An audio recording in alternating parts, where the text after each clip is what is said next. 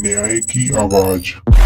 Sir अभी recently आपके group of college ने एक बड़ा आयोजन किया, प्रयाग खेलो महोत्सव। इस यूँ कहें इसकी चर्चा पूरे प्रदेश स्तर पे रही। इसका उद्देश्य क्या था? देखिए, आज वर्तमान चर्चा ये भी है कि इस खेल का जो आयोजन था उसका कुछ पॉलिटिकल एजेंडा भी रहा। अचरज सी बात है कि इतना बड़ा खेल महोत्सव, इतनी बड़ी टीम कैसे आई? इतने वर्षों में प्रयागराज आप जिस गली में जाएंगे, जिस रोड पे जाएंगे, ठाकुर हर नारायण सिंह का कोई ना कोई कार्यक्रम रहता है। ये तो मतलब एक चर्चा है। जी। और तो प्रयागराज में चर्चा और आम हो रही है। जो जनहित पर आज बात होगी प्रयागराज के एक ऐसे महाविद्यालय की, एक ऐसे कॉलेज की जिसकी आज पूरे प्रदेश में चर्चा है। उत्तर प्रदेश में ठाकुर हर नारायण सिंह प्रयागराज में कॉलेज है और इस महाविद्यालय ने, कॉलेज ने प्रयागराज में प्रयाग खेलो महोत्सव, एक प्रदेश स्तरीय खेल का आयोजन किया, जिसमें प्रयागराज मंडल के या यूँ कहें उत्तर प्रदेश के खिलाड़ी, युवा खिलाड़ी, छात्रों ने भाग लिया और इसकी बड़ी लोकप्रियता रही बच्चों के बीच, नए युवाओं के बीच। तो मैं आज H N Singh group of college में हूँ। हमारे साथ यहाँ के प्रिंसिपल डॉक्टर अजय राज गोविंद राव,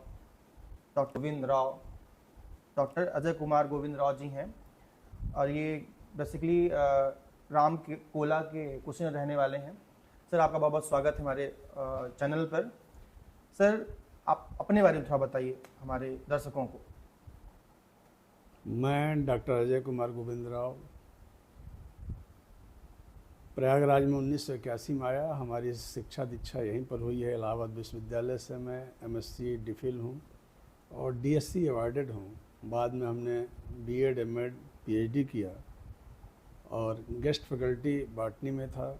उसके बाद मैं 3-4 अन्य कॉलेजों में प्रिंसिपल की भूमिका निभाते हुए विगत 6 वर्षों से Thakur Harnarayan Singh group of college में हूँ और वर्तमान में मैं यहाँ का प्राचार्य हूँ। ये है मेरा परिचय। सर अभी रिसेंटली आपके ग्रुप ऑफ कॉलेज ने एक बड़ा आयोजन किया, प्रयाग खेलो महोत्सव।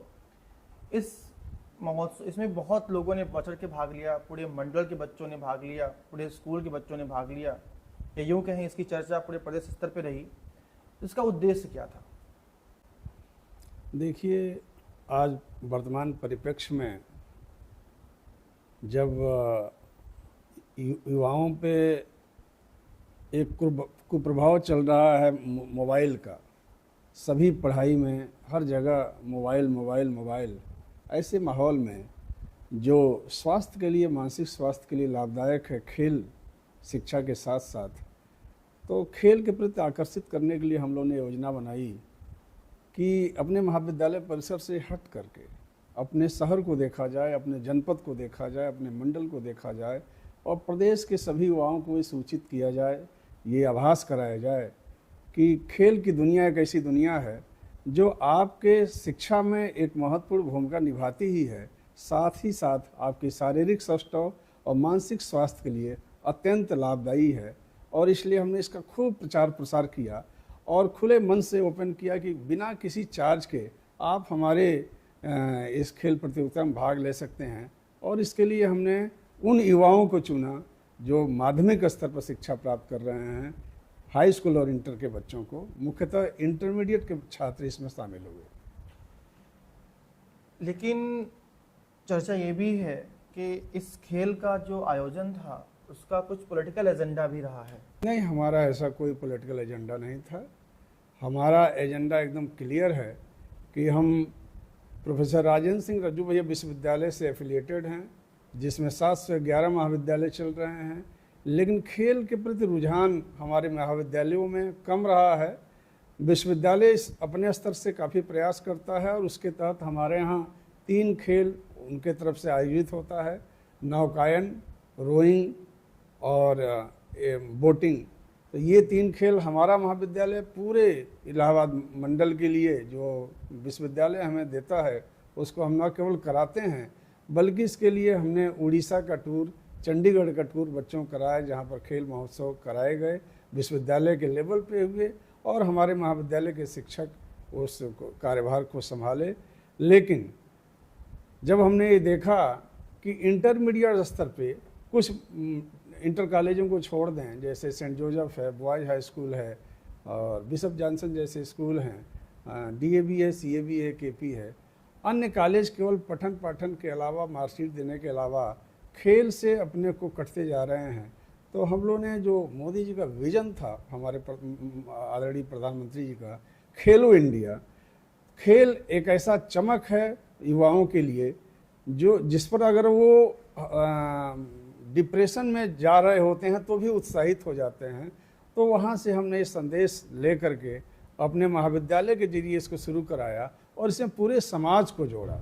हमने न केवल बच्चों को इसमें जोड़ा, जनपद लेवल के और मंडल स्तर के, यहाँ तक कि उत्तर प्रदेश लेवल के जितने भी हमारे कोच, जितने भी खेल सचिव अलग अलग खेलों के हैं, 15 खेल हमने आयोजित कराए थे, उन सभी को इसमें जोड़ा कि हम तो एक मंच दे रहे हैं, खेल आप कराएंगे, विधिवत कराएंगे, नियमावली से कराएंगे और कहीं भी बेईमानी की स्थिति नहीं आनी चाहिए।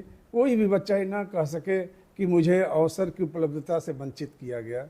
इसलिए हमने कई बार मीटिंग करके, एक बार हमने प्रेस वार्ता भी की कि इसमें जब जितने भी हमारे कोच हैं, उनके एम्पायर्स हैं, उनके रेफरीज हैं, उनके जो वॉलंटियर्स हैं, वो इससे जुड़ें और उनका जो भी इसमें समय लगेगा उसका उसके बदले हम उनको भी सहयोग करेंगे और उन्हें इसके लिए निराश नहीं होना पड़ेगा। उन्होंने जो हमें समय दिया, मैं सभी कोचों को, सभी खेल सचिव को बारंबार बधाई देता हूं जो हमारे 15 खेल हुए हैं और भरपूर सहयोग। उन्होंने 6-6 दिन खेल कराया और खुले मंच पर, चाहे वो हमारे महाविद्यालय परिसर में 4 खेल हुए, मदन मोहन मालवीय स्टेडियम में 4 खेल हुए और मेवाहाल अमिताभ बच्चन स्पोर्ट्स कॉम्प्लेक्स में 4 खेल हुए।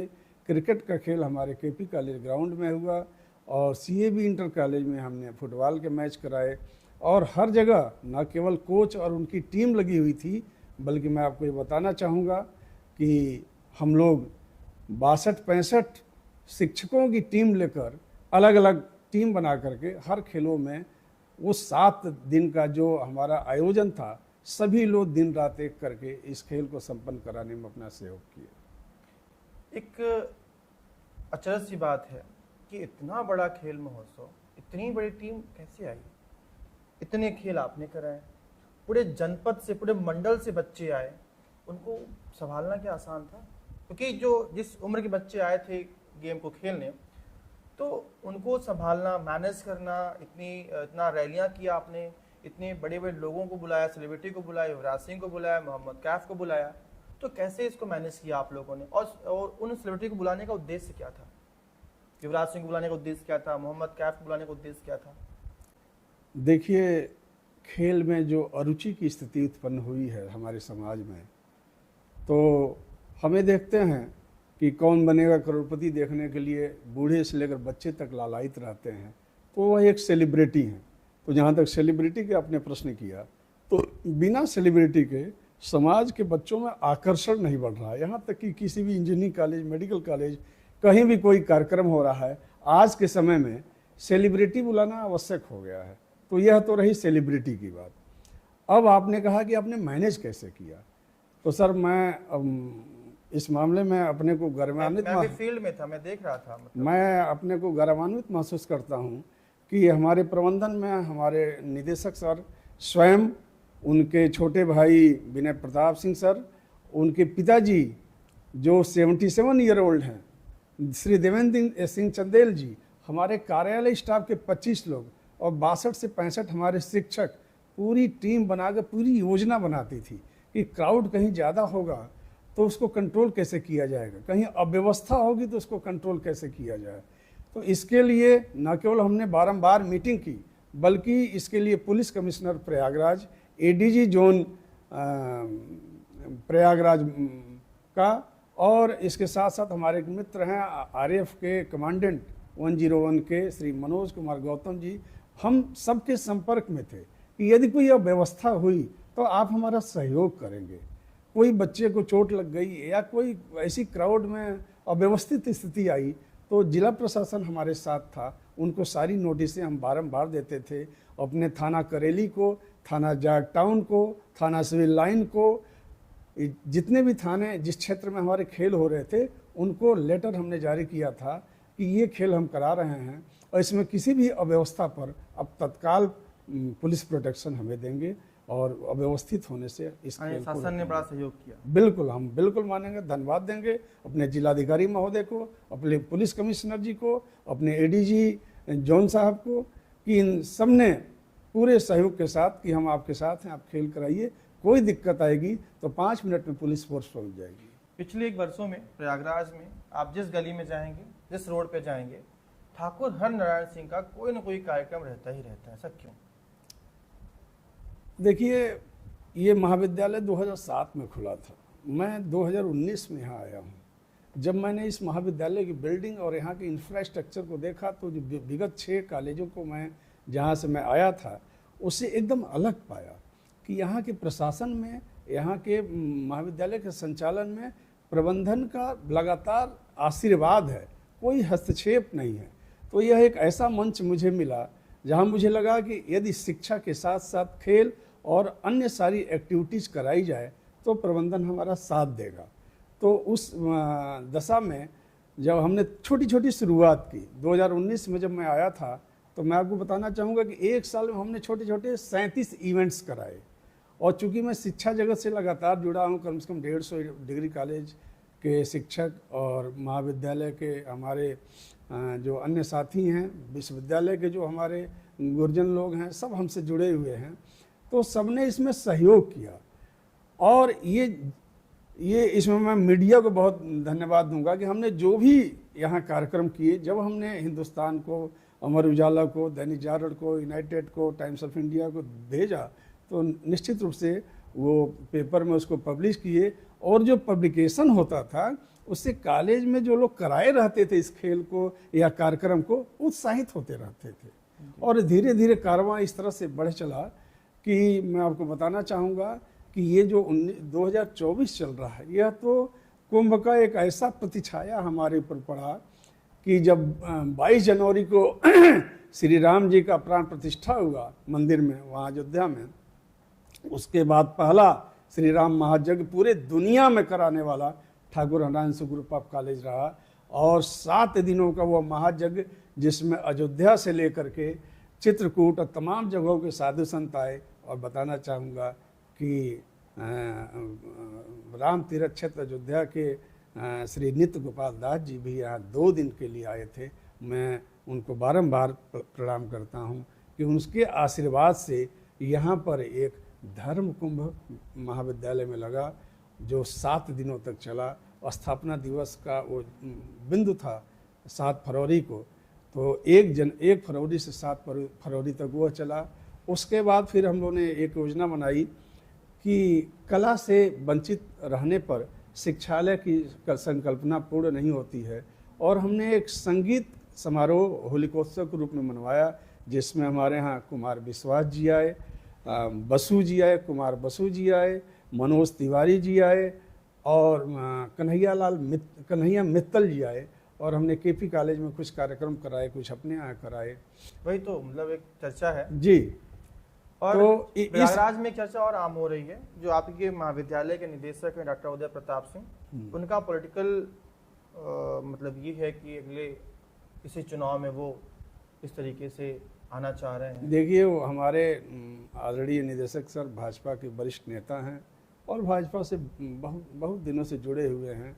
और मैं आपको बताना चाहूँगा कि ये जो शहर दक्षिणी का क्षेत्र है, इसमें अगर सबसे अधिक सदस्यता बनाने का जो श्रेय जाता है भाजपा के लिए, तो वो हमारे डॉक्टर उदय प्रताप सिंह को जाता है।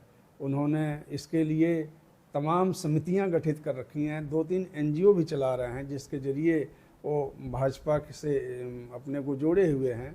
और इस परिप्रेक्ष्य में महाविद्यालय का जो संदर्भ ग्रंथ है, जिसको हम कहते हैं कि समिति का मेमोरेंडम, तो उसमें हमने ये तय कर रखा है कि आंगनबाड़ी को हम सहयोग करेंगे। हमारे अंडर में 4 आंगनबाड़ी आती है।